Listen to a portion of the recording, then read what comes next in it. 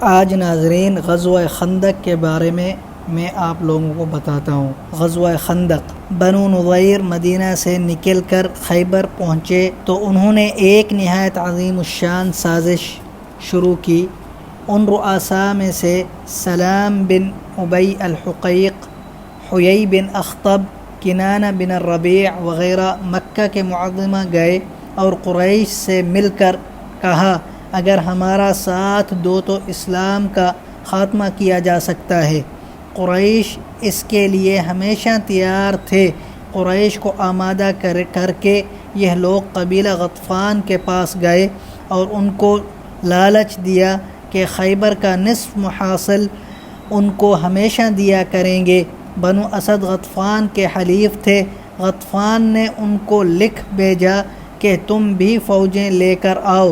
قبیلہ بنو سلیم سے قریش کی قرابت تھی، اس تعلق سے انہوں نے بھی ساتھ دیا۔ بنو سعد کا قبیلہ یہود کا حلیف تھا، اس بنا پر یہود نے ان کو بھی آمادہ کیا۔ غرض تمام قبائل عرب سے لشکر گراں تیار ہو کر مدینے کی طرف بڑھے۔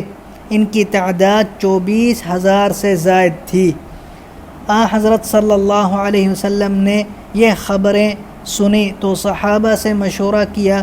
حضرت سلمان فارسی ایرانی ہونے کی وجہ سے خندق کے طریقہ سے واقف تھے۔ انہوں نے رائے دی کہ کھلے میدان میں نکل کر مقابلہ کرنا مصلحت نہیں، ایک محفوظ مقام میں لشکر جمع کیا جائے اور خندق کھود لی جائے۔ تمام لوگوں نے اس رائے کو پسند کیا اور خندق کھودنے کے آلات مہیا کیے گئے۔ مکانات اور مدینہ میں 3 جانب مکانات اور نخلستان کا سلسلہ تھا جو شہر پناہ کا کام دیتا تھا، صرف شامی رخ کھلا ہوا تھا۔ حضرت صلی اللہ علیہ وسلم نے 3,000 صحابہ رضی اللہ عنہم اجمعین کے ساتھ شہر سے نکل کر اسی مقام میں خندق کی تیاریاں شروع کی۔ حضرت صلی اللہ علیہ وسلم نے نشانات خود قائم کیے، داغ بیل ڈال کر 10-10 آدمیوں پر 10-10 گز زمین تقسیم کی۔ خندق کا عمق 5 گز رکھا گیا۔ 6 دن میں 3,000 متبرک ہاتھوں سے یہ کام انجام پایا۔ جب مسجد نبوی بن رہی تھی تو سرور دو جہاں مزدوروں کی صورت میں تھے۔ آج بھی وہی عبرت انگیز منظر ہے۔ جاڑے کی راتیں ہیں، 3 دن کا فاقہ ہے۔ مہاجرین اور انصار اپنی پیٹھوں پر مٹی لاد کر پھینکتے ہیں اور جوش محبت میں ہم آواز ہو کر کہتے ہیں نحن الذین بایعوا محمدا علی الاسلام ما بقینا ابدا۔ ہم وہ ہیں جنہوں نے ہمیشہ کے لیے محمد صلی اللہ علیہ وسلم کے ہاتھ پر بیعت کی ہے۔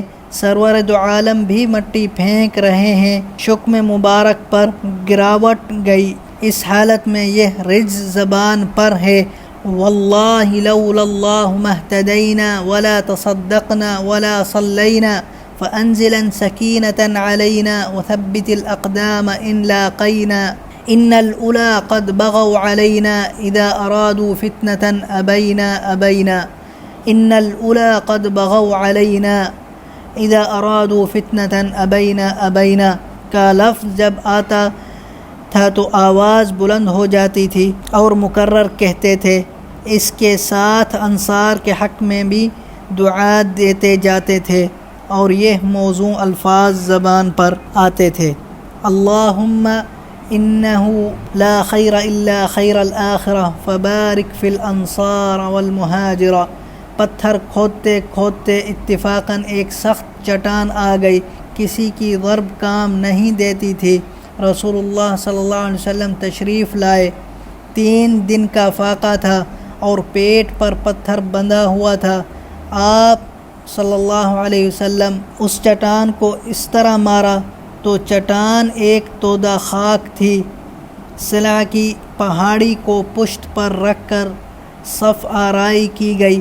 مستورات شہر کے محفوظ قلعوں میں بھیج دی گئی، اور چنانچہ بنو قریظہ کے حملے کا اندیشہ تھا، اس لیے سلمہ بن اسلم 200 آدمیوں کے ساتھ متعین کیے گئے کہ ادھر سے حملہ نہ ہونے پائے۔ بنو قریظہ کے یہود اب تک الگ تھے، لیکن بنو نضیر نے ان کو ملا لینے کی کوشش کی۔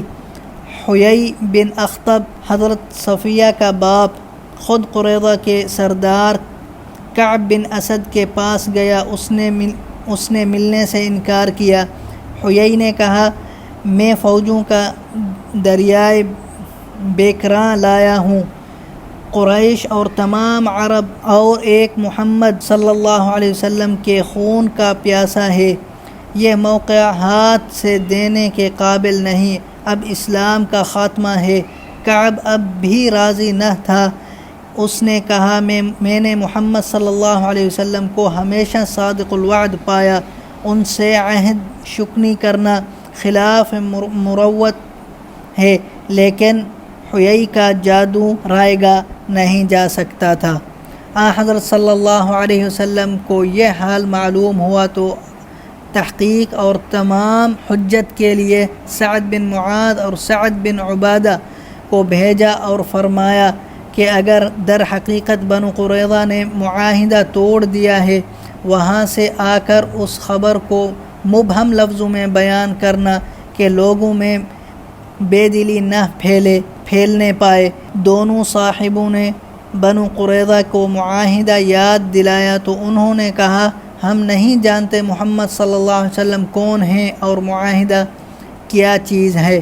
غرض بنو قریظہ نے اس بے شمار فوجوں میں اور اضافہ کر دیا۔ قریش، یہود اور قبائل عرب کی 10,000 فوجیں 3 حصوں میں تقسیم ہو کر مدینہ کے 3 طرف اس زور شور سے حملہ آور ہوئیں کہ مدینہ کی زمین ہل گئی۔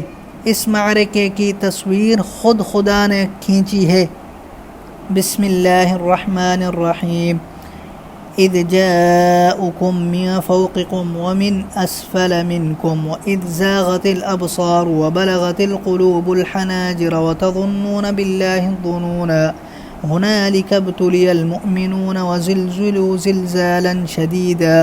فوج اسلام میں منافقوں کی تعداد بھی شامل تھی، جو بظاہر مسلمانوں کے ساتھ